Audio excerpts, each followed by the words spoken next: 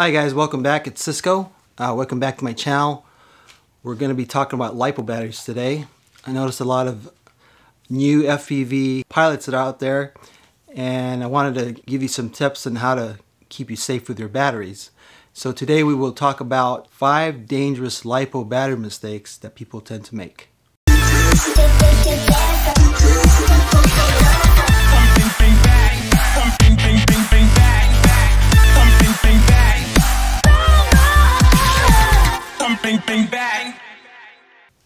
So a common dangerous battery mistake that people tend to make would be keeping and using puffy and damaged batteries. The problem with these batteries are there's a lining around the polymer, and usually when the battery is used many times it heats up when it's stressed and it gets bigger and bigger. And the bad thing about it too is when that seal is punctured, it'll tend to catch on fire. First it'll probably smoke, then catch on fire. So the more times you use it, the more stress it gets.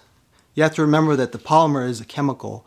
So if for some reason you're charging it wrong or you're putting too much stress on it, you're changing the chemical, and so you're getting a chemical imbalance in the battery itself, and that's what's causing it to puff up. So if you keep using it and keep using it, it's going to puff up and get worse, and then eventually it gets punctured, and then you get a fire. So the best thing, of course, is to properly dispose of the battery when it does get puffed up. The second dangerous LiPo battery mistake is that people tend to throw the battery away when it's fully charged. Now the bad thing about that, of course, is when you throw the batteries away, if it falls too hard, it could catch on fire because you're actually compressing the cells and putting some force into it.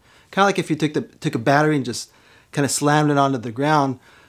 That's probably the worst thing you could do, right? Because then you're going to try to puncture that cell. Also, another thing too is if you throw it in the trash, it's okay, but when the trash guy comes and takes it, it's going to get smashed when it gets to the site. The truck's going to smash it, or when it gets to the dump site, it's going to get smashed out of the way, because they always want to compact the trash so they have more room, right? So in this case, if you have a fully charged battery that's in the trash, it's going to cause problems and cause fire. The third dangerous LiPo battery mistake that people do is storing the batteries fully charged. So fully charged would be 4.2 volts, right, at maximum. That's before you use it for FPV. When you store it, you always want to store it at 3.8 volts. The reason you want to do that is because when it's at 4.2 volts, it's going to be discharging at a slow rate, and it wears out the battery. It wears out the life of the battery. It tends to increase the resistance of each cell when you do it that way. When you put it at 3.8 voltage, it's kind of like the medium of the battery. It's not too low, it's not too high, but it's going to keep it there for a fairly long time. So in this case, 1 or 2 weeks, you could actually store it for about, actually a few months, but it's always good to check your battery though. Even though it's in storage mode, it doesn't mean it's perfect, but it's definitely going to help you out if you're trying to take a week or 2 off before using that battery again. The fourth dangerous LiPo battery mistake that people tend to make is charging your batteries in a flammable area.